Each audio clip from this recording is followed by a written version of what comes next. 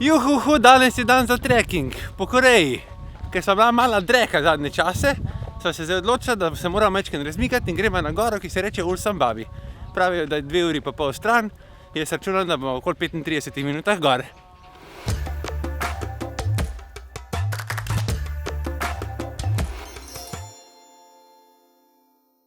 Tukaj si lahko preberete, kako je noter v telesu velikega kipa takole svetišče.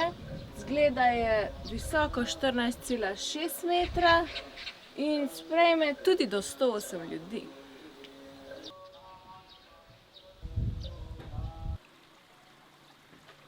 Kako ona vedno skače, ko jo snemam, to je noro. Pol pa jamrala, ko bo utrujena. Takole, prehodila sva natanko 400 metrov in čas je za prvo pauzo očitno. S temle korejskim vodnim gelom. Glej, splača se, treba je počivati in se hidrirati. Nije baš trekking takole, če cesta do vrh gore asfaltirana. Ampak Korejci so očitno nori na hajkanje, vsaj sodeč po tem, da je vsako mesto polno nekih trekking trgovinic, kjer prodajajo vse mogoče za v hribe. Ampak tukaj je lahko še en catch, ki sva ga midva šele pogruntala pred kratkim, in sicer to, da ne da oni radi hodijo v hribe, ampak oni se radi tako oblačijo tudi za v mesto, ko grejo na kavo ali pa prijateljci na obisk.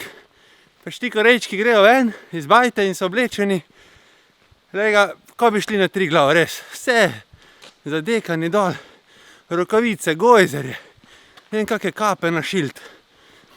Bom poskušal kjer ga posnet, tule, ko ga najdemo Korejčke, tako da iščeva gobe. Tole je najin cilj. Ulsan Babi skala.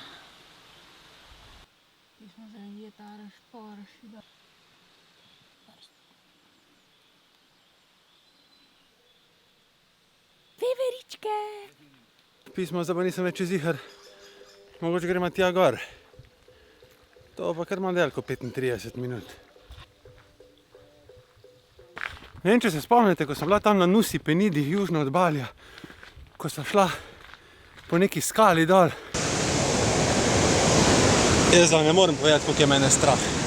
Z neko leseno ograjo, nezavarovano, no, Indonezijci. Korejci po drugi strani zavarujejo tako lepotko, ki nima prepada na nobeni strani, neko najbolj zajebano železno ograjo. Češ, ne bomo padli nikamor.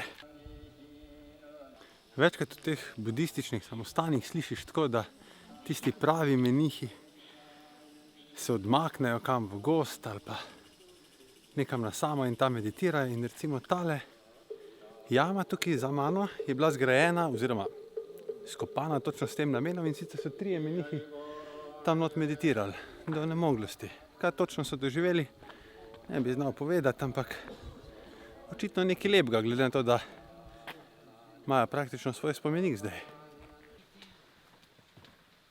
Po pričevanju zemljevida tega okoliša se zdaj začne ta težji del vzpona do najnih gora.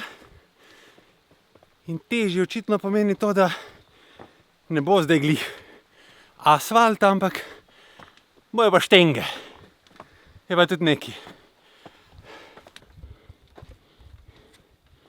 Še 300 metrov.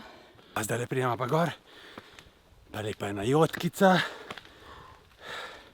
pa žgančki, pa kislo mleko, pa čez ena 2 vilija, en čaj z rumom, za sledico potička, mogoče če imajo še kaj regrada, pa nazaj v dolino, ko mi čakam.